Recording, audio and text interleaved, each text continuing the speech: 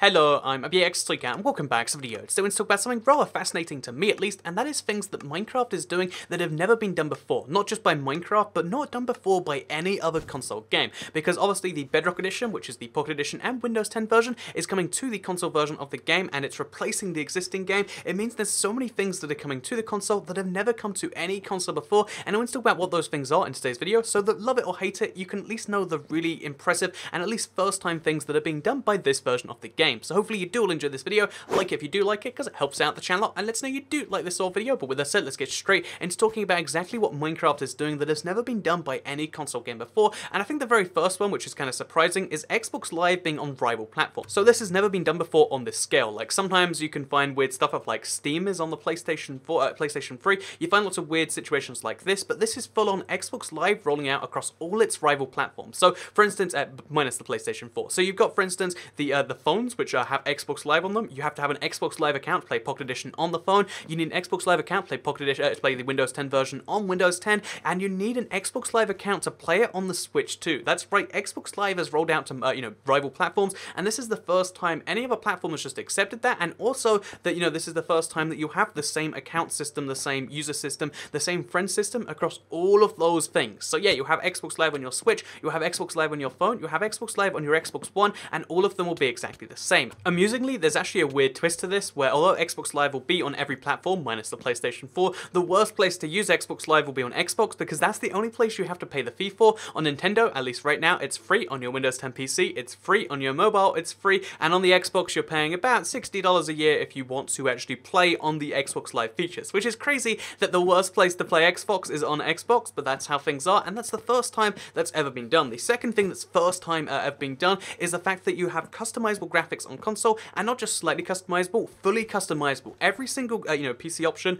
of like render distance, of anti-aliasing. Anti-aliasing is something you never see on the console, but as well as that, you get FOV options, you get particle render distance options. Every single option that you can modify on the PC, besides maybe resolution, because that's done by changing the window size. Every resolution, every option besides that is available on the console, which means your graphics are fully customizable. You can make the trade-off between frame rate, and you can make the trade-off between graphics, and you can choose that yourself like you can on the PC. Never been done before on a console, which is quite surprising, but that's a thing that's there. So next up, it's actually something to do with the first point, but a cross-platform game across every platform, minus PlayStation 4, but cross-platform across every platform besides the one that doesn't allow it, is something that's never probably been done before. Like cross-platform games have existed in very specific situations before. I think Shadowrun, for instance, on the 360 was 360 to PC. There is, I think there's Rocket League, which was like PS4 to PC, but this is the first game that's going to be across everywhere. So you can have like Rocket League on the Xbox One and Switch crossplay, but now this means that you can play this same game everywhere you like, except the PlayStation 4.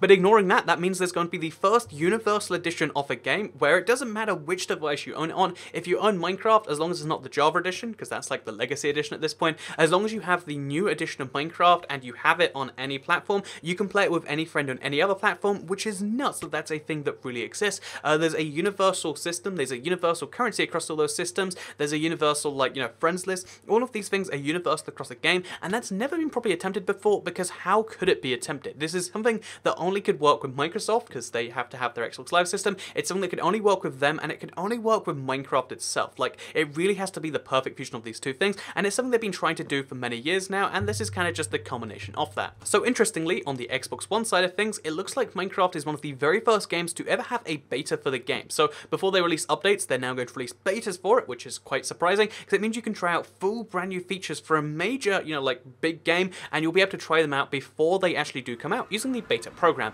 This has never been possible on consoles before. It wouldn't really make much sense to be possible, but by using this Xbox Insider program, which is basically set up for this purpose. I know it existed for a while now, and it technically has like some minor content for other games. This is the first full game with full updates that are being tested via that system, and that's the fourth, big thing. But the final really big thing that's never been done before by any game is really, this is quite a shocking one when you think about it, and this is the big controversial one. It's the fact that no game has ever been scrapped and just started again after it has released, because generally when it comes to like game making economics, you really, once a game's out there, it's making you money, there's not much you can do to really improve the money making. Like, you work on a sequel or you work on something else that's similar, you generally don't just decide, I wasn't happy with that, let's scrap that and let's start again. This is the only game, as far as I can tell through all my research, where a game has been scrapped again after it's come out and years after it's come out. The Minecraft on the Xbox 360 360 and came out in 2012. Minecraft on the Xbox One came out in 2014, and that version of the game has been essentially scrapped. It does still exist, you can still play it, but now the version of the game that they're caring about, that they're updating, is this brand new version which is just coming in and which is sweeping the old one out of the way. It's never been done before because, again, there's all these downsides we're seeing right now,